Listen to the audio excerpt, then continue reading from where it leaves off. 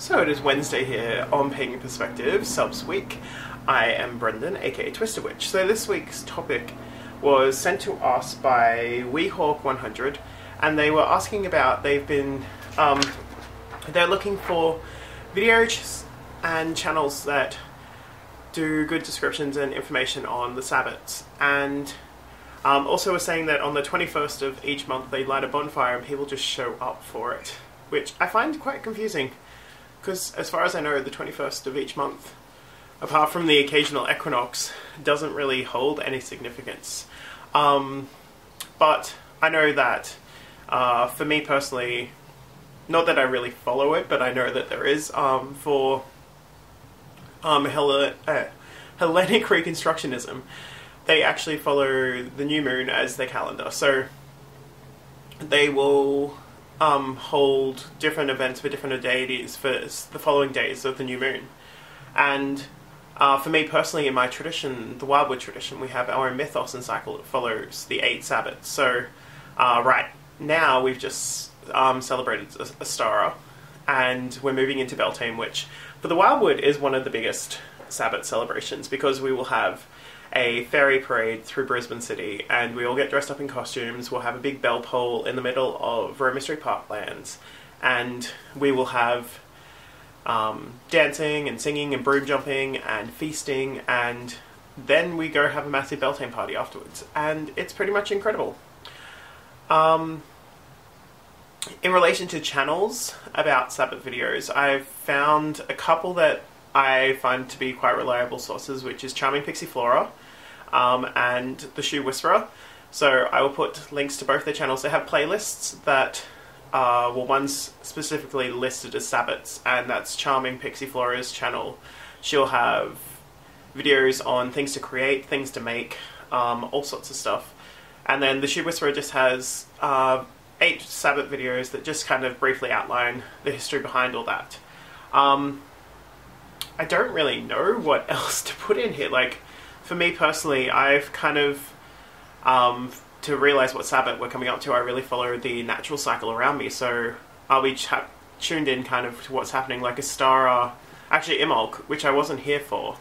I'll know that Imbolc usually is when all the white flowers, so the jasmines and the gardenias and all that sort of thing will come out. And then for Astara, it's when the more coloured flowers come out, and the scents, the fragrances are very high.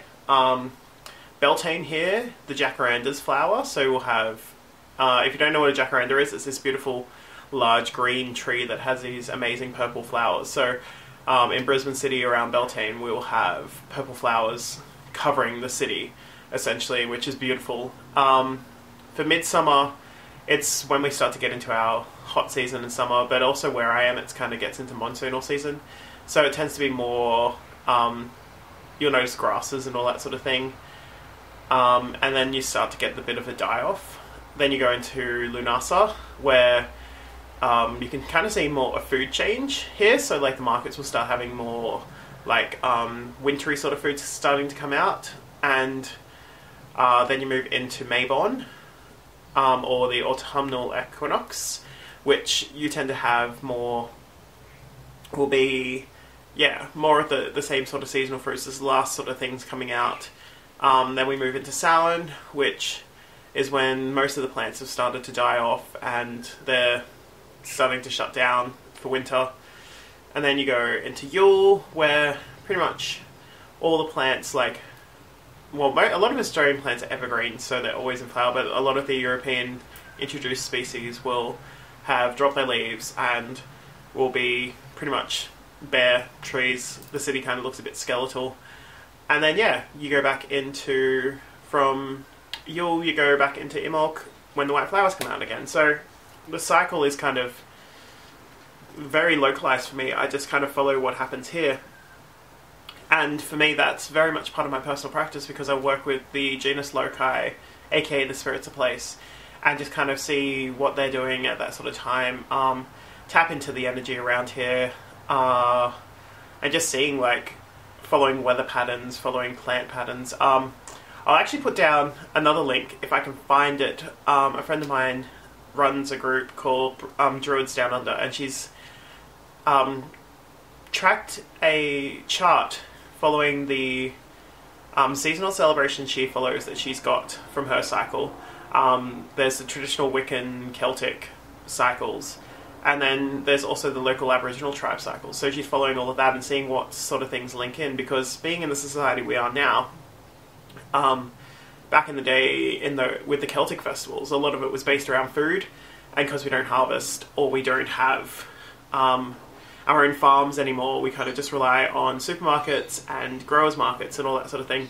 Well, growers markets you kind of tell more because they rely more on fresh produce and being able to harvest what they can, as opposed to supermarkets, which will store a lot of things in deep freeze or refrigeration. So it's kind of following those.